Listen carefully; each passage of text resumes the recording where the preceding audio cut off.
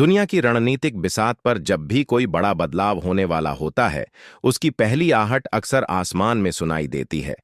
लड़ाकू विमान, radar, engine और मिसाइलें केवल हथियार नहीं होती, वे उस देश की तकनीकी आत्मा होती हैं। ठीक ऐसे ही एक मोड़ पर आज भारत खड़ा है, जहां एक अकेला फैसला आने वाले कई दशकों तक एशिया में शक्ति संतुलन को बदल सकता है। इस फैसले का नाम है AMCA, यानी एडवांस्ड मीडियम कॉम्बैट एयरक्राफ्ट।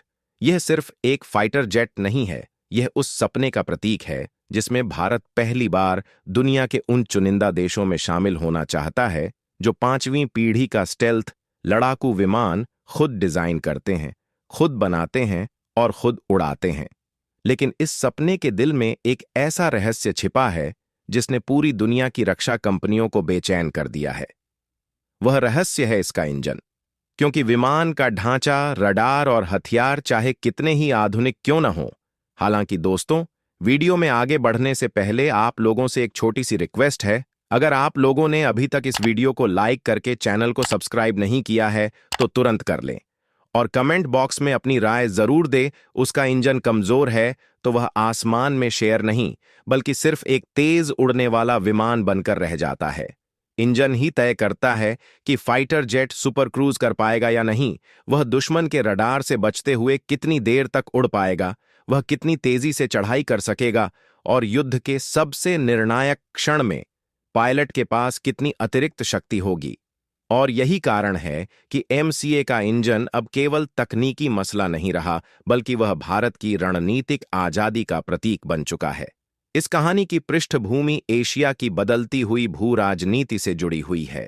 चीन आज अपने J-20 और आने वाले J-35 जैसे स्टेल्थ फाइटर जेट्स के जरिए पूरे हिंद प्रशांत क्षेत्र में शक्ति का संतुलन अपने पक्ष में मोड़ना चाहता है। उसकी वायुसेना तेजी से ऐसी क्षमता बना रही है जिसमें वह लंबी दूरी से बिना देखे हमला कर सके और दुश्मन को जवाब देने का मौका तक न मिले। भारत यह अच्छी तरह जानता है कि अगर वह आने वाले 20 वर्षों में प्रासंगिक रहना चाहता है तो उसे भी इसी श्रेणी का विमान चाहिए। यही कारण है कि MCA को केवल एक प्रोजेक्ट नहीं, बल्कि राष्ट्रीय प्राथमिकता बना दिया गया है। लेकिन यहीं पर कहानी में पहला ट्विस्ट आता है।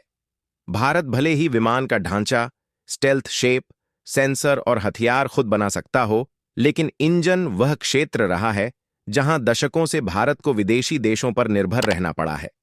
चाहे वह मिग हो, सुखोई हो, मिराज हो या राफेल, हर बार विमान भले ही भारतीय रंग में दिखे, लेकिन उसकी धड़कन किसी और देश के हाथ में होती रही है। यही वह कमजोरी है जिसे भारत अब खत्म करना चाहता है। और यही वजह है कि MCA के इंजन को लेकर इतना गहरा सस्पेंस पैदा हो गया है। दुनिया की 3 सबसे बड़ी इंजन शक्तियां इस खेल में उतर चुकी हैं। ब्रिटेन की रोल्स रॉयस, फ्रांस की सैफरन और अमेरिका की जनरल इलेक्ट्रिक। तीनों अपने अपने प्रस्ताव लेकर भारत के सामने खड़ी हैं। लेकिन यह सिर्फ तकनीक की लड़ाई नहीं है, यह भरोसे, नियंत्रण और भविष्य की राजनीति की लड़ाई है। हर कंपनी जानती है कि जो AMCA का इंजन बनाएगी, वह अगले 30 से 40 वर्षों तक भारत की वायुसेना की रीढ़ पर अपना प्रभाव जमा लेगी। यही वजह है कि उनके प्रस्ताव सिर्फ कागज पर नहीं, बल्कि रणनीतिक शतरंज की चालों जैसे हैं। फ्रांस की सैफरन इस कहानी में सबसे पुराना किरदार है। वही कंपनी जिसने मिराज 2000 और आज के राफेल के इंजन बनाए हैं। भारतीय वायुसेना के पायलट और इंजीनियर सैफरन की तकनीक से दशकों से परिचित हैं। यही वजह है कि जब सैफरन ने भारत को यह ऑफर दिया कि वह MCA के लिए एक 110 किलो न्यूटन थ्रस्ट वाला नया इंजन विकसित करने में मदद करेगी और उसका बड़ा हिस्सा भारत में बनाएगी, तो यह खबर रक्षा गलियारों में बिजली की तरह फैल गई। क्योंकि पहली बार कोई पश्चिमी कंपनी इतनी उन्नत इंजन तकनीक भारत के साथ साझा करने की बात कर रही थी। लेकिन हर सुनहरे ऑफर के पीछे एक साया भी होता है। सवाल यह है कि सैफरन कितनी गहराई तक तकनीक देगा। क्या वह केवल असेंबली और कुछ निर्माण प्रक्रियाएं देगा, या फिर वह असली खजाना भी देगा, जैसे सिंगल क्रिस्टल ब्लेड की तकनीक, high temperature metallurgy, hot section design और डिजिटल इंजन कंट्रोल। यही वे चीजें हैं जो किसी देश को असली इंजन शक्ति बनाती हैं। और DRDO यही सब मांग रहा है, क्योंकि वह जानता है कि अगर ये कोर तकनीकें भारत के हाथ में नहीं आईं तो आत्मनिर्भरता एक अधूरा सपना ही रहेगी।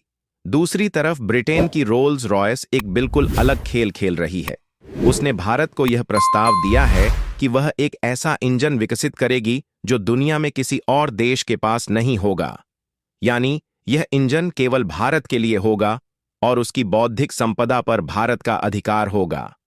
यह प्रस्ताव रणनीतिक रूप से बेहद आकर्षक है, क्योंकि इसका मतलब है कि भविष्य में कोई भी देश भारत की अनुमति के बिना उस इंजन का इस्तेमाल नहीं कर पाएगा। यह भारत को एक ऐसी स्थिति में ला सकता है जहां वह सिर्फ उपभोक्ता नहीं बल्कि इंजन तकनीक का मालिक होगा। लेकिन इस रास्ते पर जोखिम भी हैं। नया इंजन विकसित करना मतलब सालों का समय, अरबों डॉलर का निवेश और कई बार असफलताओं का सामना करना। चीन जैसी तेजी से आगे बढ़ती शक्ति के सामने समय भारत का सबसे बड़ा दुश्मन बन सकता है। यही दुविधा इस कहानी को और भी रोमांचक बना देती है। क्या भारत तुरंत उपलब्ध और परखे हुए समाधान को चुने या फिर एक जोखिम भरे लेकिन पूरी तरह स्वतंत्र भविष्य की ओर कदम बढ़ाए? और फिर कहानी में अमेरिकी जनरल इलेक्ट्रिक की एंट्री होती है। उसके F414 जैसे इंजन पहले से ही तेजस में इस्तेमाल हो रहे हैं और तकनीकी रूप से वे बेहद विश्वसनीय हैं। लेकिन अमेरिका के साथ हमेशा एक छाया जुड़ी रहती है, प्रतिबंधों की, राजनीतिक दबावों की और रणनीतिक शर्तों की। इतिहास गवाह है कि अमेरिकी हथियारों के साथ सप्लाई चेन पर भी राजनीति का साया पड़ता है। यही कारण है कि DRDO और रणनीतिकार इस विकल्प को बहुत सावधानी से देख रहे हैं, क्योंकि AMCA भारत का सबसे संवेदनशील हथियार होगा। इस पूरे खेल में सबसे अहम किरदार DRDO है। वह जानता है कि यह सिर्फ एक विमान नहीं बल्कि भारत की तकनीकी आत्मा का सवाल है। अगर आज इंजन की आत्मा विदेशी हाथों में चली गई तो आने वाले कल में भारत की वायुसेना संकट के समय किसी और की मर्जी पर निर्भर हो सकती है। यही डर इस पूरे सस्पेंस को जन्म देता है और यही कारण है कि बंद कमरों में, बिना कैमरों के, बिना बयानबाजी के यह फैसला बेहद सोच समझकर लिया जा रहा है। चीन इस सब को चुपचाप देख रहा है। वह जानता है कि अगर भारत इंजन तकनीक में आत्मनिर्भर हो गया तो एशिया में शक्ति संतुलन हमेशा के लिए बदल सकता है। यही वजह है कि AMCA का इंजन केवल एक तकनीकी चयन नहीं बल्कि आने वाले युद्धों की दिशा तय करने वाला हथियार बन चुका है। और इसी बिंदु पर यह कहानी एक साधारण रक्षा परियोजना से निकलकर भारत के भविष्य की लड़ाई बन जाती है। यहीं पर यह पहला अध्याय खत्म होता है, लेकिन असली संघर्ष अब शुरू होने वाला है, जहां फ्रांस, ब्रिटेन और अमेरिका के ऑफर सिर्फ कागज नहीं बल्कि भारत की नियति से टकराने